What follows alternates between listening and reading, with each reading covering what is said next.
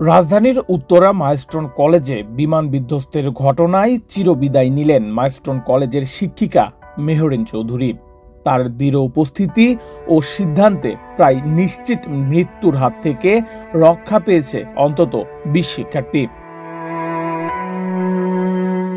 নিহত শিক্ষিকা মেহরিন চৌধুরী ছিলেন সাবেক রাষ্ট্রপতি শহীদ জিয়াউর রহমানের ভাতিজি।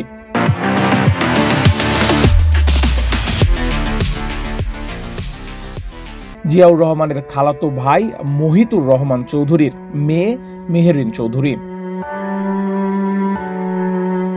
৪৬ বছর বয়সী মেহরিন জাতীয় বার্ন অ্যান্ড প্লাস্টিক সার্জারি ইনস্টিটিউটে চিকিৎসাধীন অবস্থায় মারা গেছেন।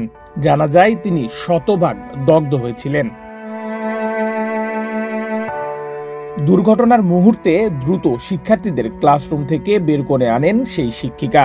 পরে তাদেরকে উদ্ধার করে হাসপাতালে নেওয়া হয়, কিন্তু ছাত্রছাত্রীদের বের করে দিয়ে নিজেই যথাসময়ে বের হতে পারেননি।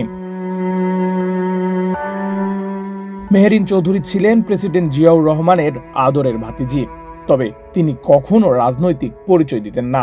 বিএনপির চেয়ারপারসন অসুস্থ থাকাকালীন সময়ে খাবার নিয়ে কখনো কারাগারে, কখনো আবার হাসপাতালে যেতেন মেহরিন। তবে বাকিরা তাকে চিনতেন মাইলস্টোন কলেজের কোঅর্ডিনেটর হিসেবে। প্রেসিডেন্ট জিয়াউর রহমানের খালাতো ভাই মহিতুর রহমান চৌধুরীর মেয়ে মেহরিন চৌধুরী। তবে মেহরিন চৌধুরীর বাবা MR চৌধুরী নামেই বেশি পরিচিত ছিলেন। শহীদ প্রেসিডেন্ট জিয়াউর রহমানের মৃত্যুর পর তার পরিবার আগলে রাখেন মেহরিন চৌধুরীর বাবা।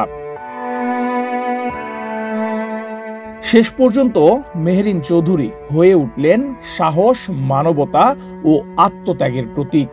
তিনি আজ নেই, কিন্তু বেঁচে আছেন তার বাঁচিয়ে দেওয়া শিক্ষার্থীদের মনে, আর থেকে যাবেন বাংলাদেশের ইতিহাসে এক অনন্য মানবিক অধ্যায় হিসেবে।